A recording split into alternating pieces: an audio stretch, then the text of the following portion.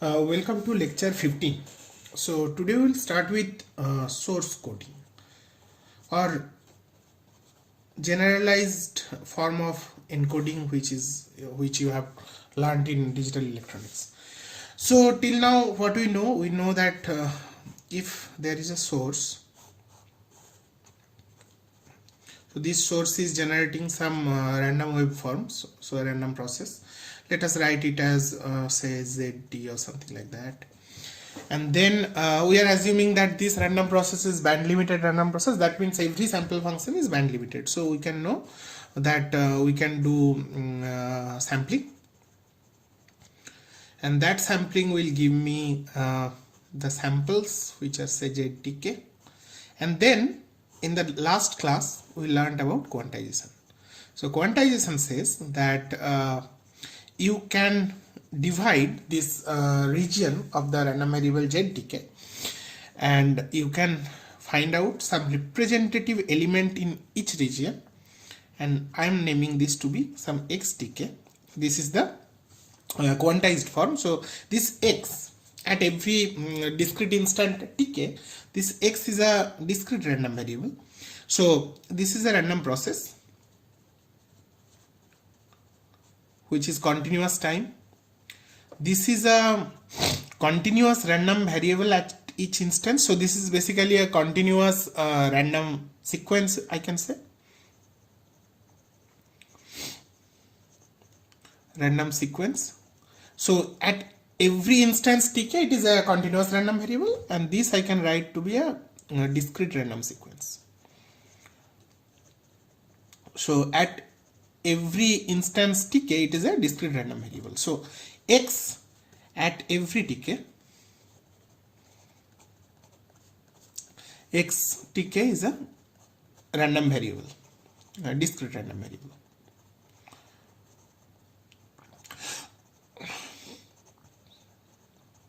And suppose it takes values in the following set.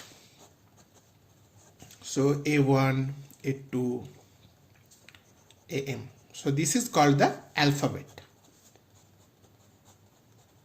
It takes values from this set. Okay, this we have learned from the some quantization, and we know that every value like A1 to AM, that value is chosen at a probability P, say I. So that probability Pi, which is basically the probability that X takes value AI, which I can write as integral over the region Ri fx dx, where fx is the PDF, the probability density function of say ZTK. Okay, so this is known. My next question is that how do I represent these symbols which are which comprises the alphabet, and when you are observing the discrete random sequence, this particular discrete random variable at any instant Tk, that discrete random variable will take one of these values. So now what I want to do, I want to represent these values in a binary format, in a binary string, or using a binary vector, so which is called the encoding. So in digital electronics you have learnt about the trivial encoding or the fixed length encoding, I can say. Fixed length encoding, which says that assume n to be log of m, the ceiling of that. Then every element, every symbol from that alphabet A1 to AM can be represented using a small n bit string, using n bit string. So for example, A1 will be written as 0, 0 up to n. So n zeros. A2 can be represented as 0, 0, 1, etc. AM can be represented like that. So this is a simple binary encoding which you know. So now if I ask you that what is so if I just do simple encoding, simple this fixed length encoding, so what will be the typical bit rate? The bit rate will be, so whatever be the symbol which is coming out, it does not really depend on the probability. So even if it is not random, for a deterministic setting this works fine, so which you have already learned. But even in this probabilistic setting, it does not discriminate between the like more likely symbols and less likely symbols. It assigns the same n number of bits for every symbol, and the bit rate is basically n bits per tk amount of time. So if it is like tk amount of time is given for symbol one symbol, then it will be n by tk bits per second. That is what the bit rate is. However, one thing about this probabilistic setting is this. So here is the like differentiation point of digital communication, that why we have actually taken this probabilistic route is the following, that not all symbols are equally likely. Some symbols are more likely than others. So for example, English alphabet. If you look at like any English literature text, you see that not all like letters in the English alphabet are equally likely. Some letters, for example, the vowels E or A or I, they are much more likely than something like X or Y or Z. So of course, if you give the fixed length encoding, it will be like a 5-bit encoding, say for 26. If I don't take the like capital capital letters, even then you have to give 5 bits for every symbol, and then E will be given 5 bits and X will be also given 5 bits. But that is not the case. Why should we use like waste 5 bits when we know that E will come like more likely? E is having much more probability compared to X. So this is a very intuitive feeling, and that intuitive feeling was introduced, this idea was introduced much before digital communication and this information theory came into existence. So if you remember the history of telegraphy, so the Morse code, that Morse code was exactly done in this way. So this is like without the mathematical rigor, this Morse code was developed for telegraphy.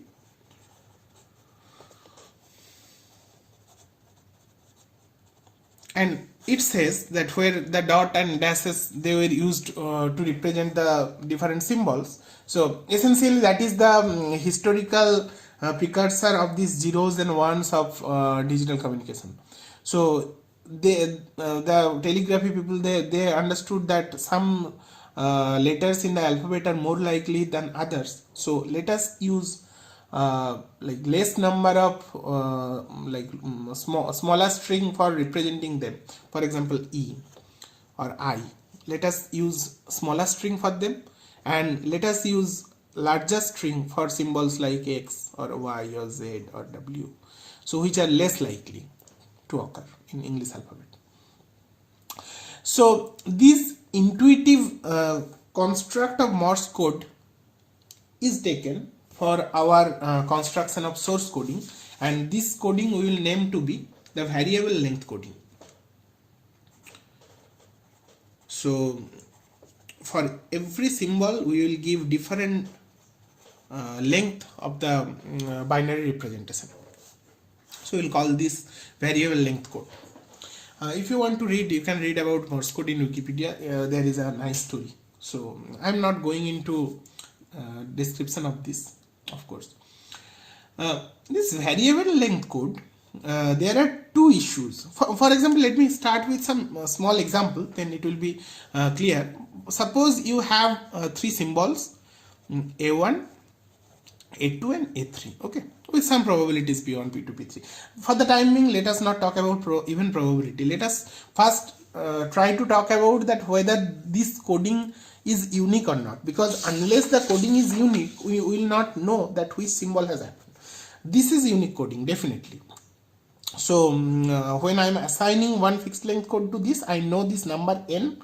So whenever some bit string appears, I will count n number of bits and then map according to this table. So this table is provided. This is with you. So from this table you can uniquely decode. So unless you can uniquely decode, the code does not have any meaning. So for example, I have these three symbols and I provide some code words. For example, for A1 I give the code word say 0. For A2 I give the code word say 1 0, and for A3 I provide the code word 1 1. Now I say that this particular encoding scheme, this is variable length encoding clearly. So this is having length 1, these are having length 2. I say this is uniquely decodable. How? So suppose there is some string which is coming out. So your system, so after this there will be the so-called encoder, right? So this encoder will finally eject a string of bits, zeros and ones. So this entire thing is basically the digital communication source, I can say, or digital source, I can say. So your digital source is emitting a string of zeros and ones. So suppose something comes out 0 0 1 1 1 0 1 0 0 1 0 1 0, etc.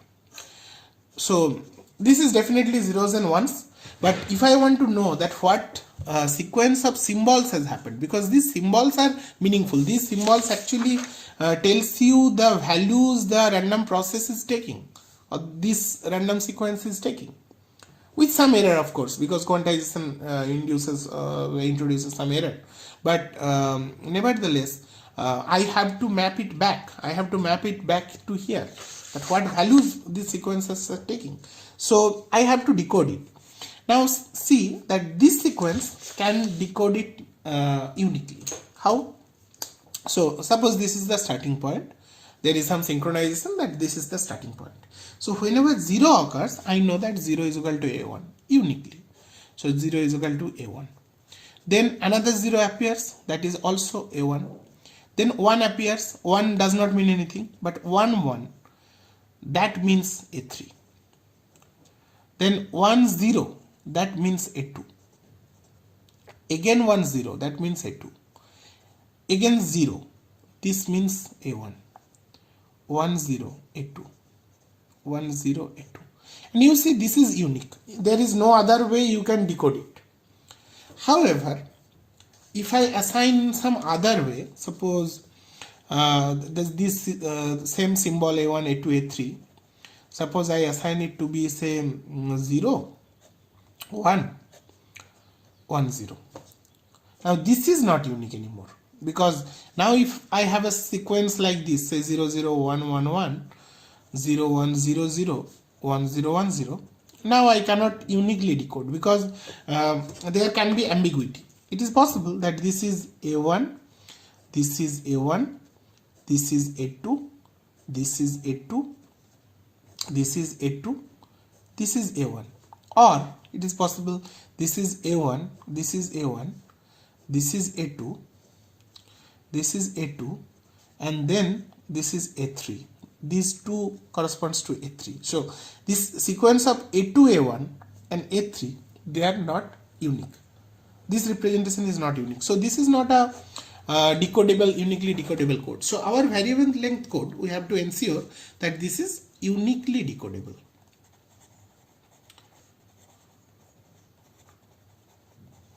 Okay, so there should not be any ambiguity. It should be unambiguous. Second instance which we want to do is it should be instantly decodable. Instantly decodable means whenever the last bit of a particular code arrives, we should know that what symbol it is. Okay. So to answer these two questions, there is a like during 1940s, starting from 1930s, people are thinking about this variable length encoding scheme, and then in 1940s this so-called idea of prefix-free code that arrives, which is instantly and uniquely decodable. So to understand that, I am first defining what do you mean by a prefix. So prefix means this is coming as a simple intuition from here, because you can see that when suppose you are assigning this code 10 to A3, the problem here in unique decodability, the problem is arriving because this this 1 in that A3, which is like a prefix of this code word, one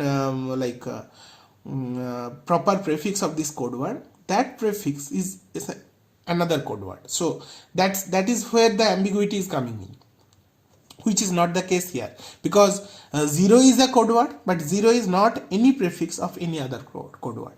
So this is a prefix free code, which is very much acceptable. So we have to ensure that every code word in that code book will be unique if no code word is prefix of any other code word. So what can I how do we define prefix? Prefix is basically a prefix of a string. Suppose this is a binary string y1 yl is an initial substring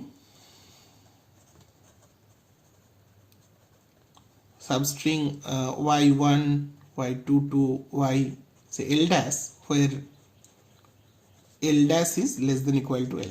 Okay, and this will be called proper. A prefix is called proper if l dash is proper, if l dash is strictly less than l. Okay, so we will say that a code is prefix free if no code word, a code is prefix free if no code word is a prefix of any other code word.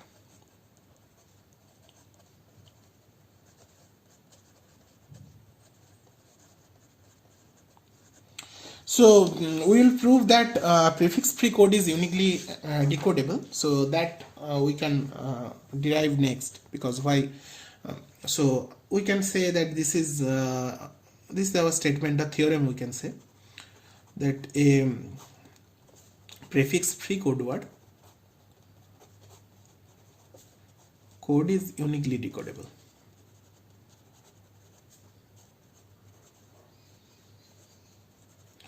So we can prove it in a constructive way, and this constructive way will basically tell us later that how to design such a code. So this can be a constructive proof.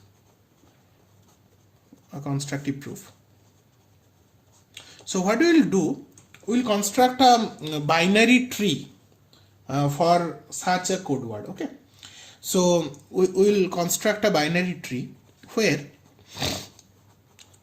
every branch will be given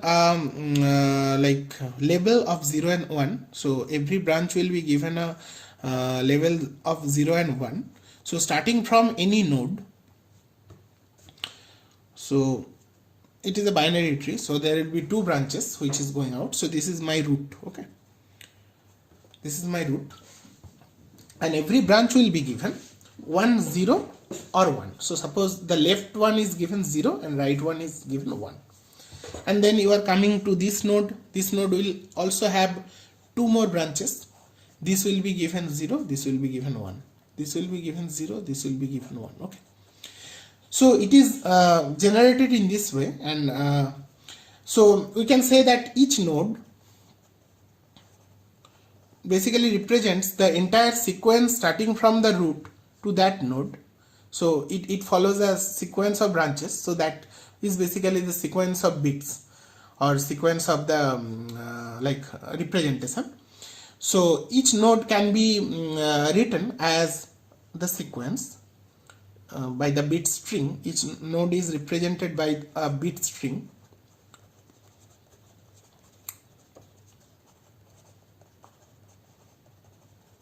where the LSB is basically the first branch starting from the root. LSB is basically is the first branch from the root.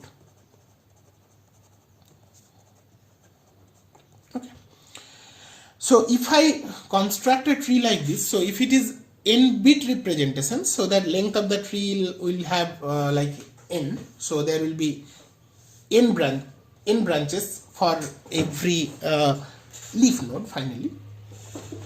Now why this binary tree construction is important? Because like which are non-leaf, so what I will say, that I will say finally you will get some code words. Those code words will be of those leaves. So this is a 0 and 1. I will say that this will be a code word. So if this is a leaf, this will be a code word, and any node which has happened earlier, which is in that sequence, in that branch sequence, but which are not leaf, they are essentially the prefix. So see what is happening. So starting from here, this node is represented by only 0. This node is represented by 0, 1. This node is represented by 0, 1, 0, isn't it? So this is 0, 1, 0, 0, 1, 0, 0, 1, 0. So in this 0, 1, 0, 0 is a prefix, 0, 1 is a prefix. So 0 is represented by this node, 0, 1 is represented by this node. So whatever node happens earlier in that sequence, starting from the root, they are the prefix. So what we will say, that a prefix free code means that all the code words will be on the leaf only. No intermediate nodes will be any code word. So clearly, so they cannot be code words. So and they are prefix, and no leaves is an intermediate node. So leaf codes are code words. So leaf like binary representation, they are code words. So they cannot be prefix. So this kind of representation, this kind of binary tree representation, where every leaf is given a code word, we can say that this is a prefix free code word. Okay. So suppose this is my particular code word which I am defining. So this leaf is a code word of 0, 0. This leaf is code word of 0, 1, 0. This leaf is code word of 0, 1, 1. This leaf is code word of say 1, 0. Here I can extend it again. Say this is 0, this is 1. So this leaf is 1, 1, 0. This is say 1, 1, 1. So I can see that my alphabet here, suppose this alphabet is having these symbols A1, A2, A3, A4, A5, A6, etc.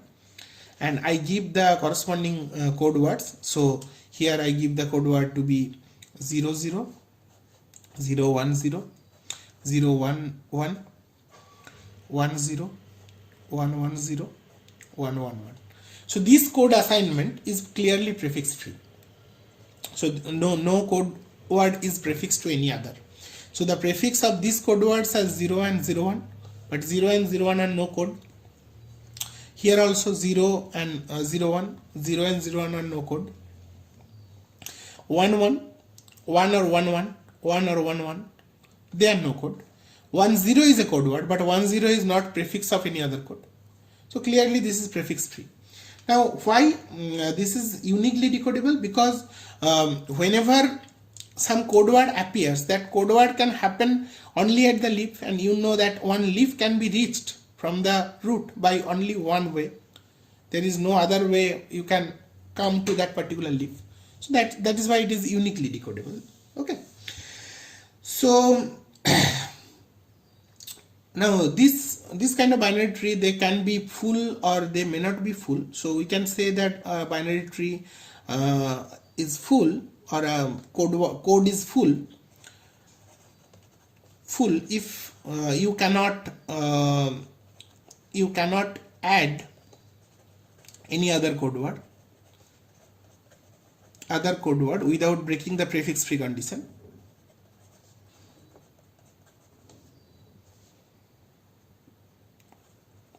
Without breaking the prefix free condition.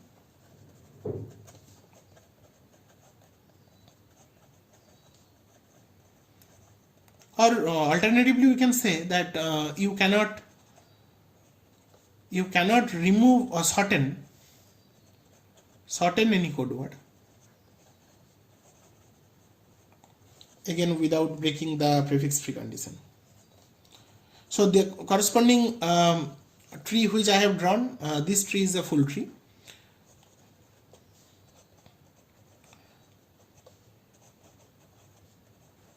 I can give you one example of which is not full. For example, I give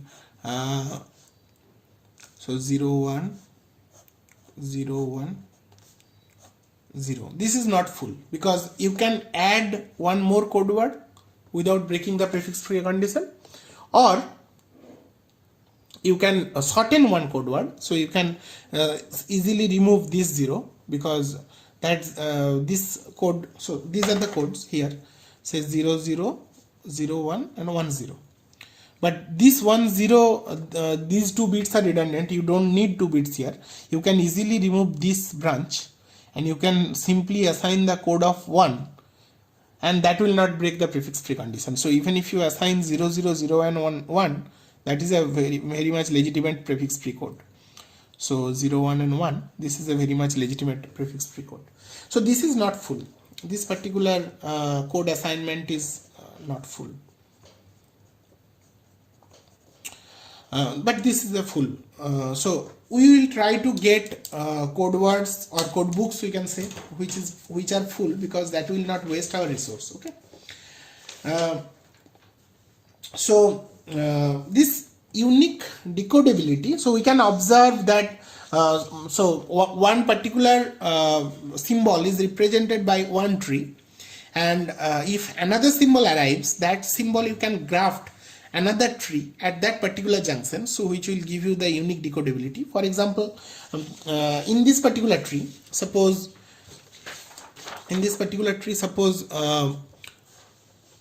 my symbols which are arriving are, say, A3, A4. Okay, these are the 2 consecutive symbols which arrives, A3 and A4. So the sequence of bits which you will observe is 0 1 1 1 0. That is the sequence of bits. So you can visualize these as the following tree. So A3 is basically the tree is like this, the original tree.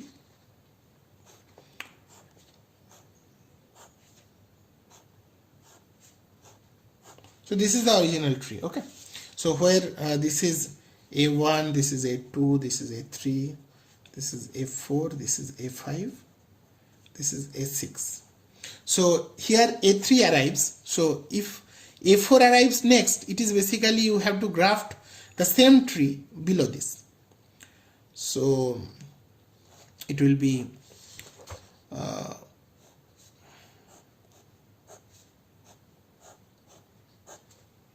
so this is again A1, A2, A3, A4, A5, A6. So clearly, if A3, A4 arrives, so this is one unique path from here to here. So that is your 0 1 1 1 0. So you can see that there is only one path by which this happens. So 0 1 1 1 0 is essentially this, and which means that A3 A4, that sequence has arrived. So this is unique decodability. This is unique decodability.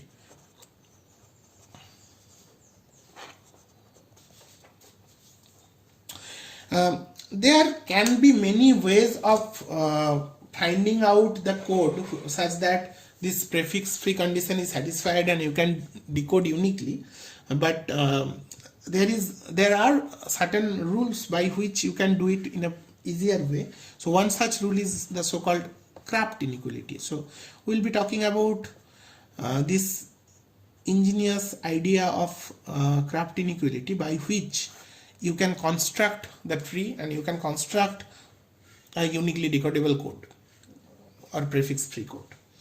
So the question what was asked at that time when people were thinking about what kind of code to represent. So the question was that, suppose there is a given alphabet,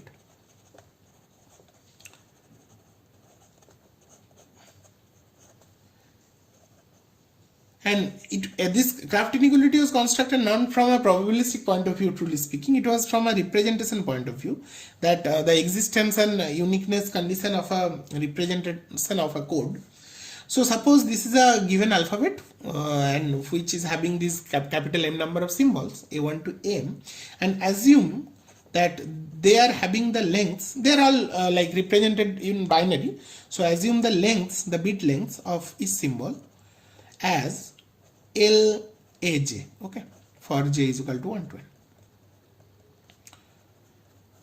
So for example, here the symbols are, in the previous example, the symbols are having lengths 2, 2, 3, 2, 3, 3, 2, 3, 3. So the lengths are essentially here. The lengths are here. This is for 2, this is 3, this is 3, 2, 3, 3. They're the lengths. So suppose some alphabet is given and their lengths are given, okay. So it says, the Kraft inequality theorem says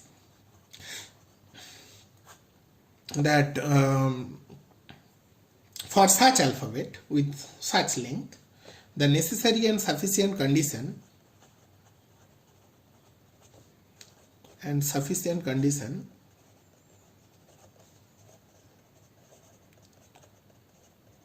for the existence of a prefix free code which is uniquely decodable, we understand, for the existence and uniqueness of a prefix free code of a code, so which means prefix free basically,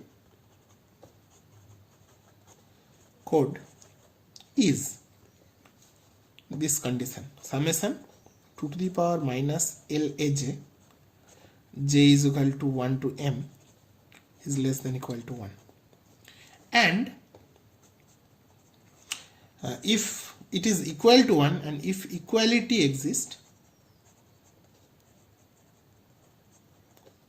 then the code is full.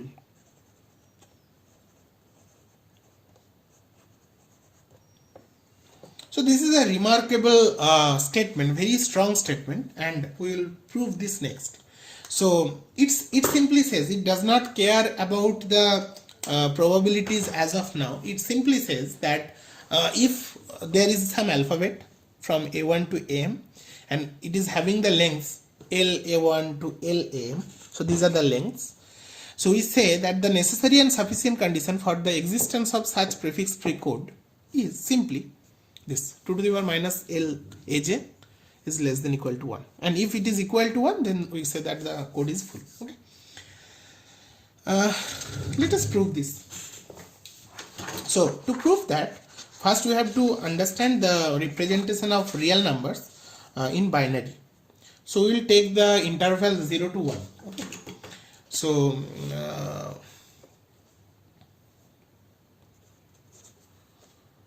representation of real number in binary. So let us take that interval 0 to 1, okay, starting from 0 and 1. So all the real numbers here I want to represent in binary. So in decimal, when we represent by this say 0.2347589 0 1 2 4. This is one real number. So every element is essentially like from the like set 0 to 9. So every element here is from the set 0 to 9, and we know that this is essentially the representation can be made using this. So it is basically the symbol y, say I, 10 to the power minus I is equal to say 1 to infinity. That is the symbol, and yi is basically the representation. So y1 is 2, y2 is 3, y3 is 4. This is the decimal representation. So in the same way, the binary representation is basically this: yi 2 to the power minus I is equal to 1 to infinity. That is the binary representation of decimal number, so a fraction between 0 and 1, isn't it? So for example, 0.1101. What does it mean? It means 1 into 2 to the power minus 1 plus 1 into 2 to the power minus 2 plus 0 into 2 to the power minus 3 plus 1 into 2 to the power minus 4. That is the representation. Okay. So 0 is represented as 0.0. So this I can write as 0.000 etc. if I take up to infinity. So where do I truncate? I truncate when there is a infinite sequence of zeros after that. Then we truncate there. So I can simply write this as 0.0. That is good enough. Okay. When I write say half I can write as 0.1, then a sequence of zeros, infinite sequence of zeros. Now this particular representation is having a simple trivial ambiguity. I would say that there are numbers which can be represented in two ways. For example, this half, this can be represented as either as 0.1 or as 0.0111111, an infinite sequence of 1. So these two are equivalent. Why? Because of the geometric series. Because we know that 2 to the power summation 2 to the power minus k is equal to say 2 to infinity. This is essentially 2 to the power minus 1. This we know. So this is from the geometric representation. But what we do, since this is a little ambiguous representation, we will always say that we will prefer a sequence of 0, infinite sequence of 0 at the tail, rather than a infinite sequence of 1. So this is a matter of convenience, nothing else. Both representations are good, but I will take one representation. So I will take this representation as the unique representation. Okay, such that we will have at most finitely many ones. Then there can be a infinite sequence of 0 which we truncate. So then this one we can represent as one can be represented as 1.0, or it can be represented as all 1. Okay, so we'll take this to be the right representation, where it will be truncated with an infinite sequence of zeros. Let us take not the complete set 0 to 1, rather one-sided closed 0, and at the one side it is open. So I am not taking 1 per se, I am taking something less than 1. So in this set, this can be represented with a point with a dot at the leftmost side.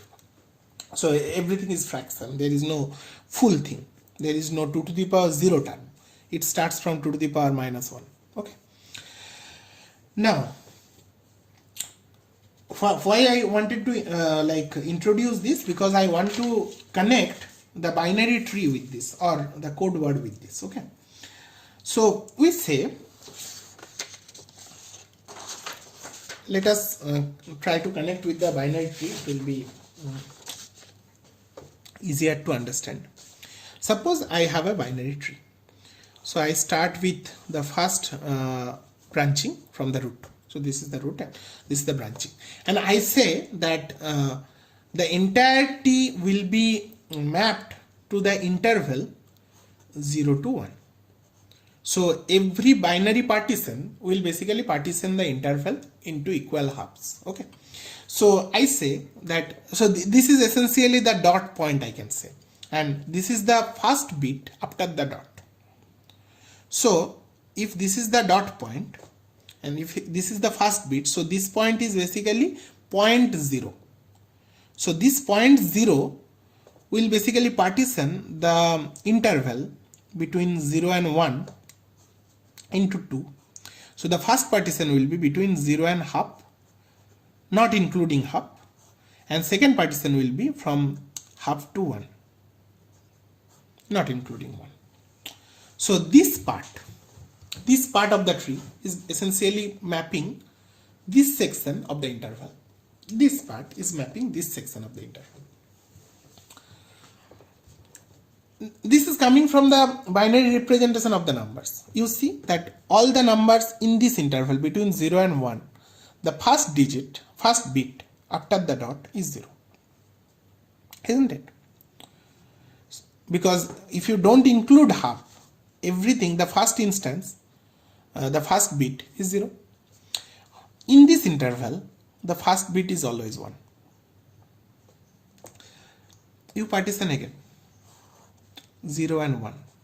And here the totality is basically within that 0 to half interval. Now if you give another 0 here, this basically partitions again. This half is partitioned again from 0 to half, and it partitions at 1/4. So you will get one partition to be 0 and 1/4, another will be from 1/4 to half. So this partition corresponds to this node, this sequence, so which is 0 0. So all numbers in this partition between 0 and 1/4 will have the first 2 bits to be 0 0. All numbers in this partition, in this interval between 1/4 to half, will have the first 2 bits to be 0 1. You can see the connection. Just a minute.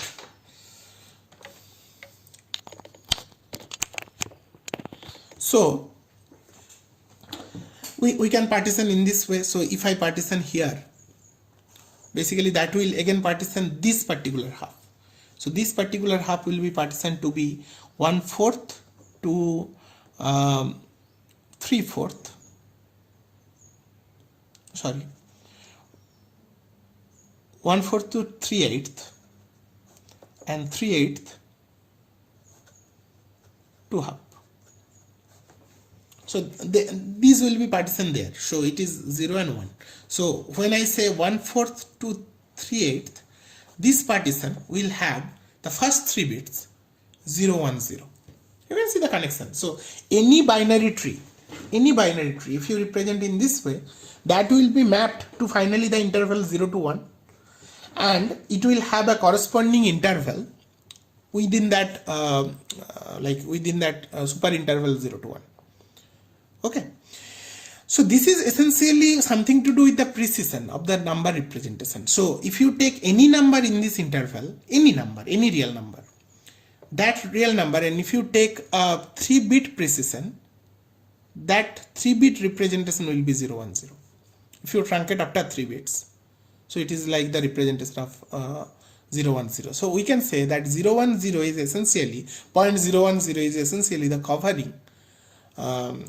It is like the representative points of this interval. Think from a quantization point of view. This is basically the representative point of this interval. This is one representative point. It's not the midpoint, it's one end point, but that's fine. I can represent this interval using this sequence 0 1 0, isn't it? So now I can come to the proof once I understand this representation, and clearly, so if you take some like li length of a particular code word, so suppose this is say li is L of AI, so that is the length of the code, the symbol AI. This is the code length of the symbol AI. So whatever be the representation, what will be the length of the region it can cover? That length will be obviously, so covering length will be 2 to the power minus Li.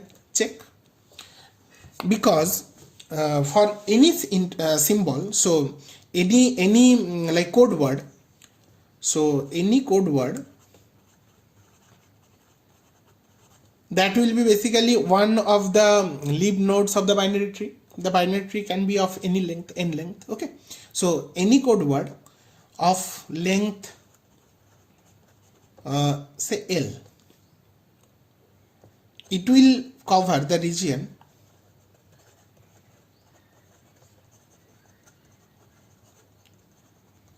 the following region. It will cover summation say ym 2 to the power minus m is equal to 1 to L, to summation ym 2 to the power minus m is equal to 1 to L plus 2 to the power minus L.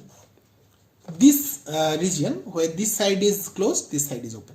Okay, you see from the construction, and where the code is basically given by this sequence y1 to yl.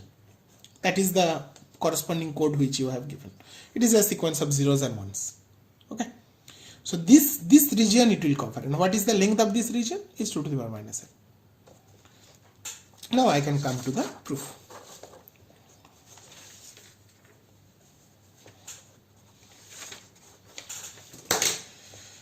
Okay, so suppose first I'll go the straight way, the sufficiency I can say. So suppose this is the code word, C is the prefix free code.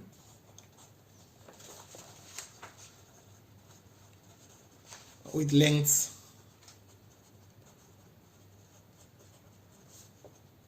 LAJ for all j is equal to 1 to m. Okay, and we can understand clearly that if two symbols AI and AJ are different, then their corresponding codes will also be different. So the covering region of the binary expansion, so if you expand them, so their lengths I'll say LAI and LAJ. So this will have a covering of 2 to the power minus LAI, and this will have a covering of 2 to the power minus LAJ, isn't it? And they are prefix free. So since they are prefix free, they are basically the lib nodes of a binary tree, of a corresponding binary tree, and the corresponding regions which they will cover, they will having non-overlapping. So that we have already understood that these regions, the way you are breaking the binary tree, there cannot be any overlap. So whenever you are doing some branching, you are basically partitioning that corresponding region into two equal halves without any overlap. So all the lib nodes that will have some region assigned to it. So this region is assigned to this node. This particular lib node will be assigned with the next region, so 3/8 to half. But these two regions will have no overlap. There is no intersection point. Okay, so they are not overlapping. All the lib nodes in the corresponding binary tree construction, they are non-overlapping. So clearly, and they will be having the length of that region is 2 to the power minus n. So clearly now that since the regions, the interval, I can say intervals assigned to every prefix free code word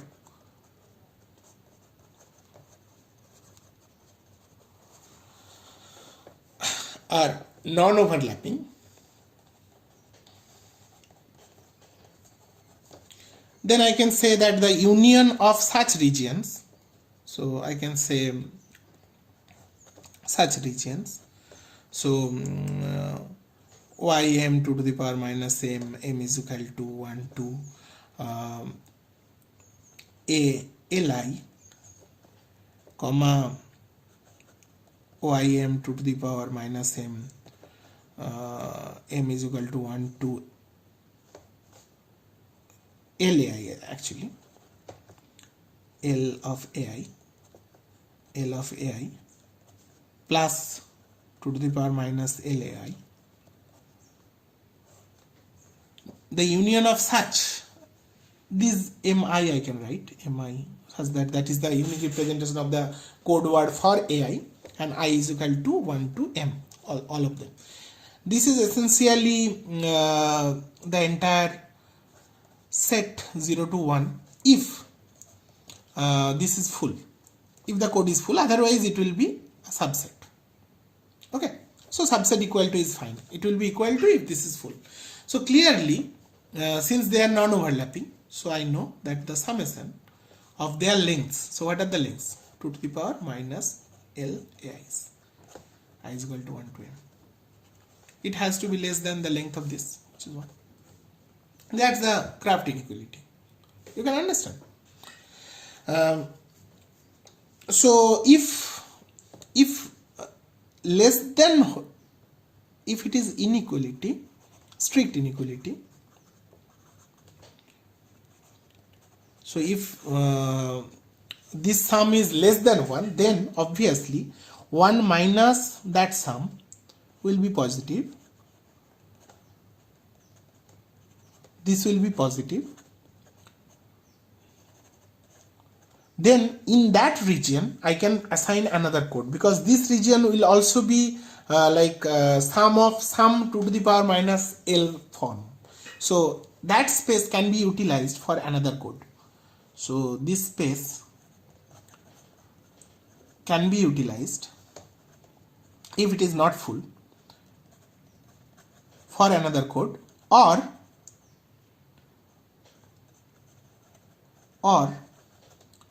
that area can be added, or that length can be added to some other code to shorten that code word. Can be added to some other code.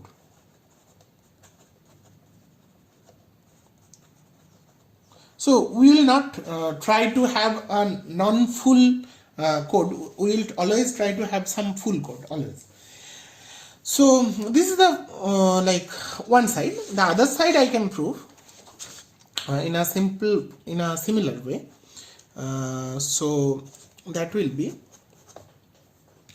that, suppose this is satisfied, 2 to the power minus LAI is less than equal to 1 is satisfied. Then what I will do, I will first write the lengths in a non-decreasing order. So suppose write the lengths in a non-decreasing order. So L1 is less than equal to L2 is less than equal to L3 is less than equal to, say, Lm. So these are the lengths, where say Li is basically length of Ai. Okay, and I am writing that in a non-decreasing way. Then assign some real numbers. Assign the following real numbers.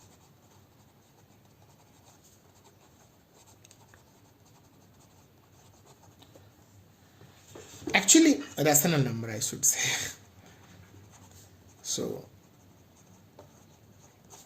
say u1 is equal to 0, or 0.0 I can say. u2 is equal to the number 0. Okay, u2 is equal to 2 to the power minus L1. u3 is equal to 2 to the power minus L1 plus 2 to the power minus L2, which I can write as u2 plus 2 to the power minus L2.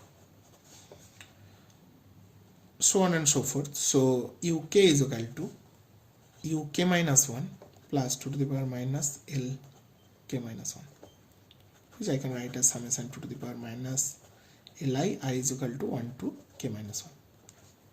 And finally um is equal to summation 2 to the power minus li I is equal to 1 to m minus 1. Suppose I construct some numbers like this. So these numbers are on that line 0 to 1, not including 1, of course.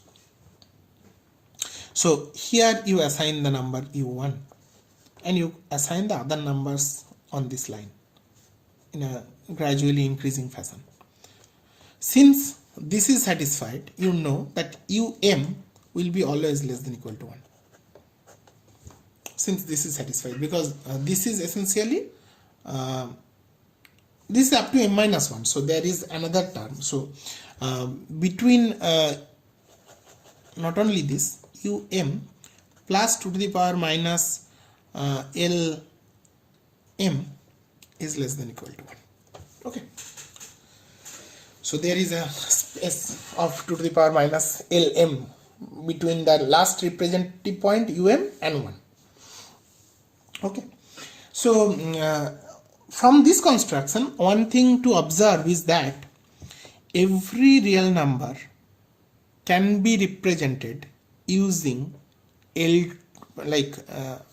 say that the real number, the number uk can be represented using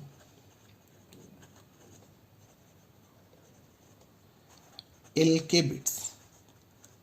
So it's like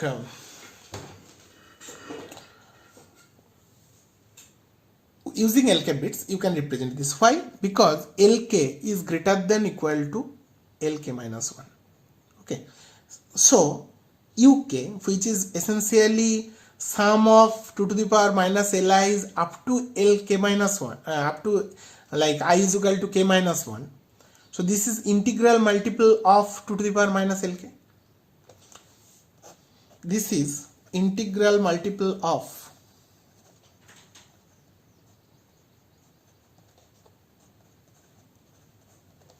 2 to the power minus LK, isn't it?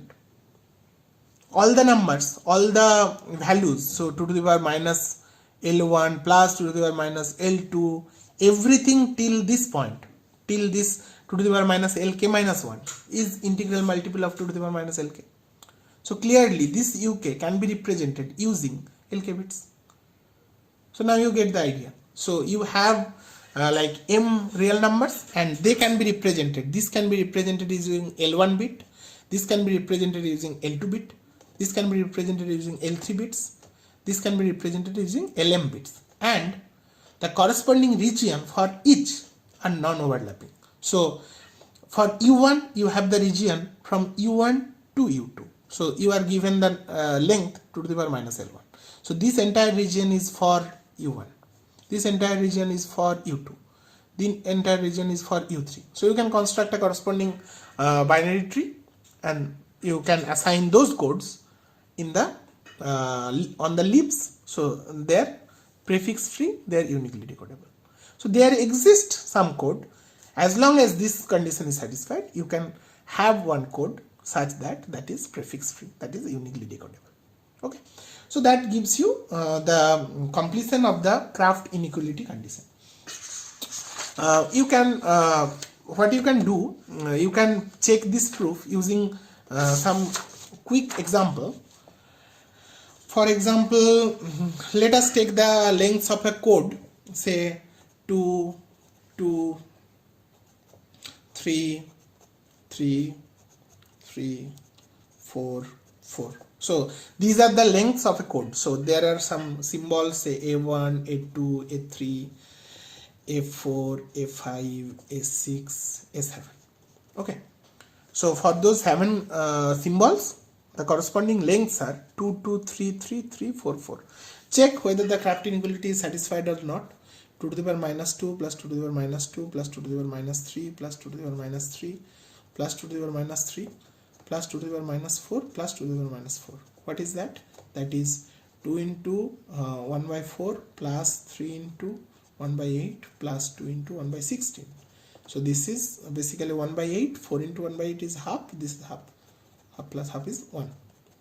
So Kraft inequality is satisfied. Kraft equality is satisfied. Now you assign the real numbers. The real numbers can be assigned as, so your U1 will be 0, U2 will be 1 by 4 basically, U3 will be half, U4 will be half plus 1/8, so that is 5 by 8, U5 will be 5 by 8 plus 1 by 8 is 3 by 4, U6 will be 7 by 8, U7 will be 15 by 16. So those are the numbers which you will get. So 0, 1 by 1, this is half, this is 1 by 4,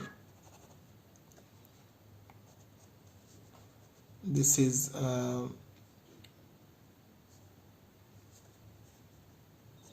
3 by 4, this is 5 by 8, this is 7 by 8, and this is 15 by 16. So these are the numbers. Okay, and they are non-overlapping, so you can get the corresponding codes, and I can assign the codes in this way. So for A1 I can assign the code say between 0 and 1 by 4, it will be 0, 0. So I can construct the tree. I can show you.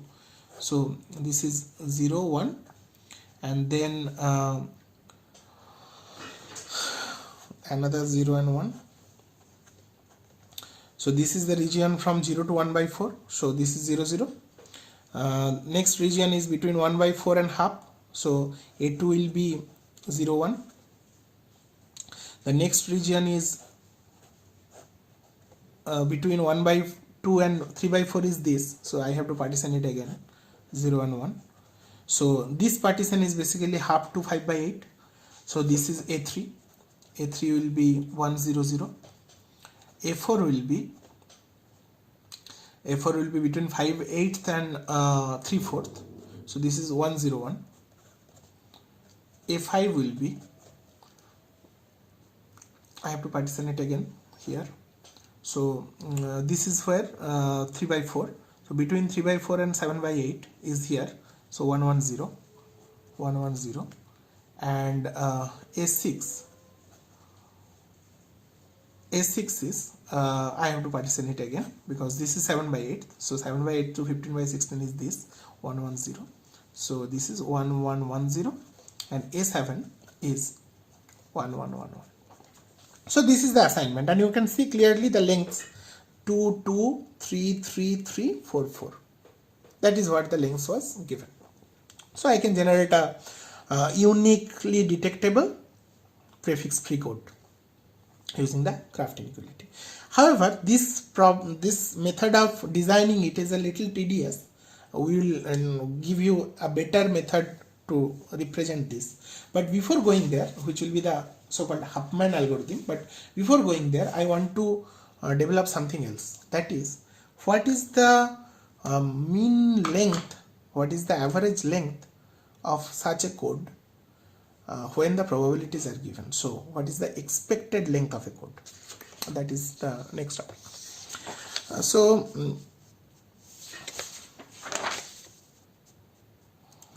Let me quickly do that.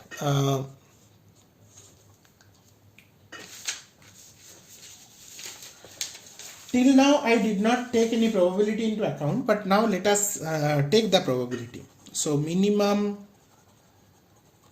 length of minimum expected length of prefix free code.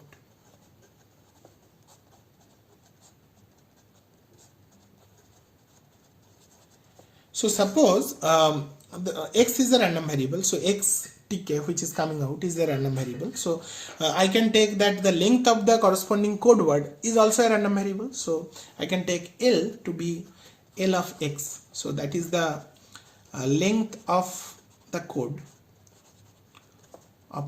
word for a corresponding symbol. So that is also a random variable. So this is also a random variable.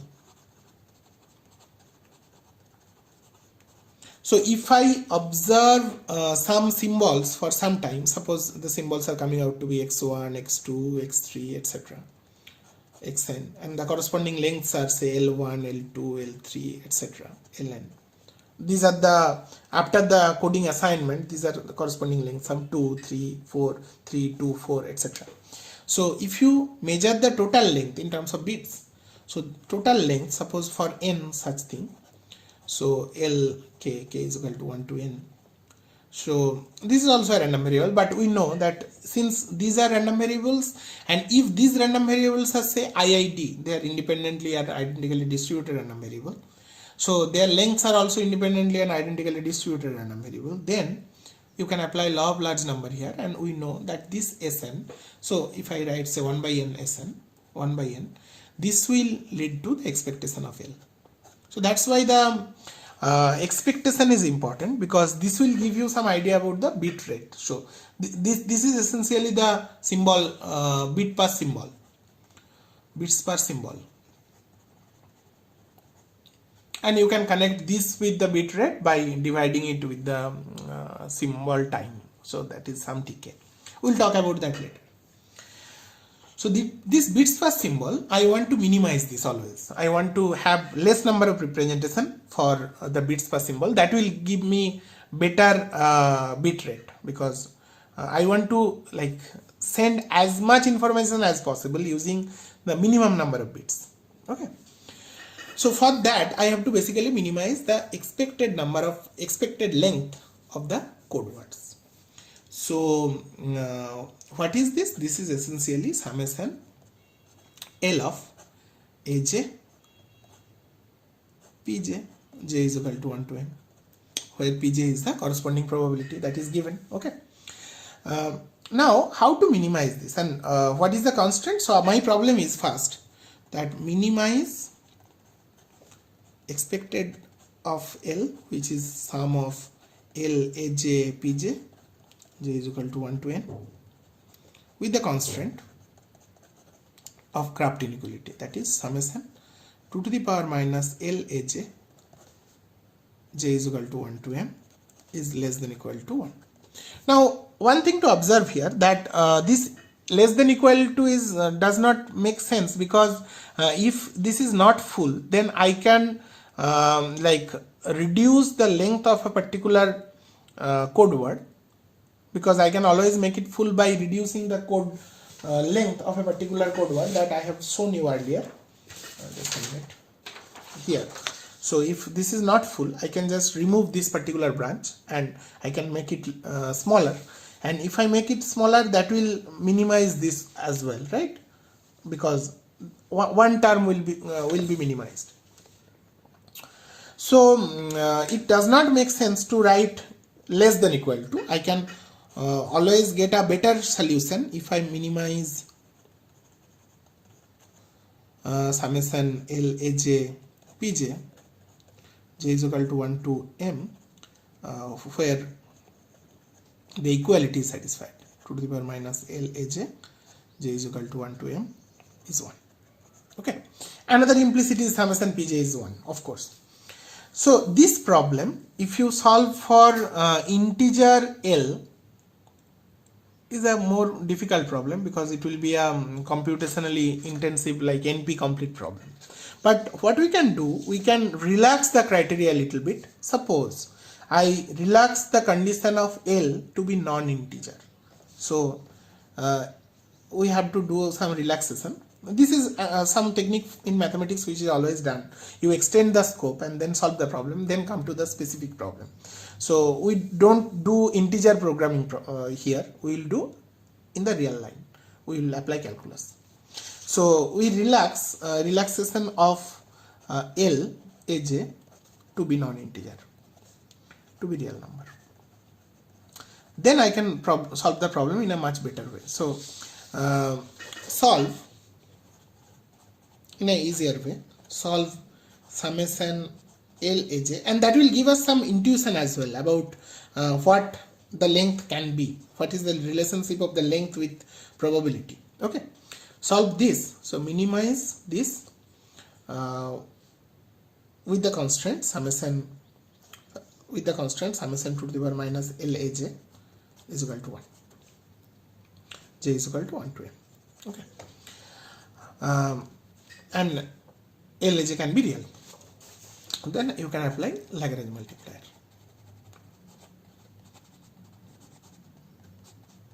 Lagrange multiplier technique. So that will be equal to, so you have to minimize summation L, I am writing Lj, Lj is Laj, okay, Lj is equal to Laj, Lj Pj, j is equal to 1 to m plus lambda into summation 2 to the power minus Lj. I have to minimize this, okay. Minus 1 you can take, but that's a constant, like that does not matter. So I have to minimize this. So you take derivative with respect to Lj. Lj is a real number, so you can take derivative. So Lj of this is equal to 0. So what is that? That is equal to Pj minus lambda log 2 to the power minus Lj is equal to 0. So your Pj is equal to, or Pj by lambda log 2 is equal to 2 to the power minus Lj. Now this is true for all j is equal to 1 to m. You add it. So if you add it, so summation Pj lambda log 2 is equal to summation 2 to the power minus Lj, j is equal to 1 to m, j is equal to 1 to m. This is equal to 1. and this is equal to 1 as well. So your lambda log 2 will be equal to 1. So that gives us the value of lambda. Lambda is equal to 1 by log 2. That you can put in this expression. So you will get some connection between Pj and Lj. So the connection is your Pj will be equal to lambda log 2 is equal to 1. So will be 2 to the power minus Lj. So this is the real in the real setting, or Lj is equal to log of Pj minus, or log of 1 by Pj, isn't it? So this is assuming Lj is real. Okay. However, I know that Lj is not real, so always your like Lj Pj will be greater than equal to, this is not the, when it is non-integer, j is equal to 1 to, when it is integer, if Lj is integer natural number, it will be always greater than the general setting, j is equal to 1 to m when Lj is real. But what is this? If it is real, then what is this? So I will get some lower bound of the average expected length. So this is the expected length. This is the expected length. So I will get some lower bound. So what is that? That is equal to, Lj is equal to log of 1 by Pj. So this is Pj log 1 by Pj. J is equal to 1 to m. What is this? Entropy. You see how information theory is now connected? Entropy of x. So this is one fundamental result, that is hx is a lower bound of expectation of the length. So with this I finish today. This is very important. Please keep in mind. Please understand. Please appreciate the problem. So in the next class we will talk about some upper bound as well of the expected length, and then we'll move towards Huffman algorithm. Okay. So please give time on this lecture. Okay. Bye.